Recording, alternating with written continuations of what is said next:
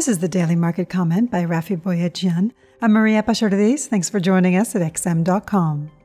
Fresh talks in Washington between the White House and the Democrats on a new virus relief bill kept alive hopes that a deal could be made before the presidential election in 2 weeks' time.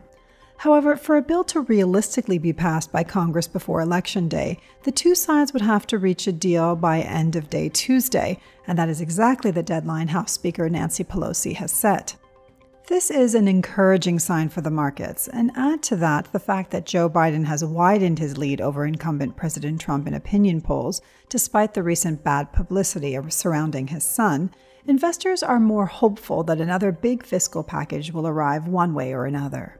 The optimism pushed U.S. equity futures higher by almost 1% at the start of European trading on Monday. However, Asian markets were mixed as Chinese stocks fell following a slight miss in the country's third quarter GDP reading. China's economy grew by a less than expected 4.9% year-on-year in the third quarter, but the figure was viewed as quite respectable in the broader markets as traders elsewhere focused on the pickup in retail sales and industrial output in September. Positive developments around a vaccine may be one reason why investors have yet to press the panic button.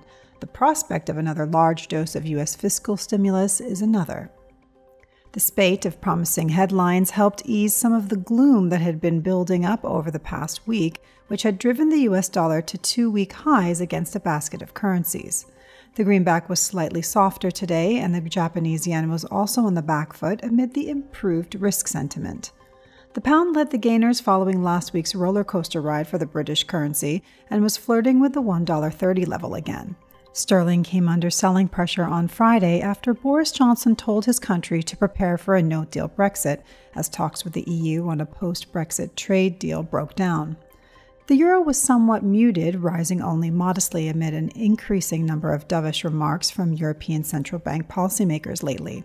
President Christine Lagarde became the latest to add her concerns about the Eurozone recovery as virus restrictions on the continent continue to rise.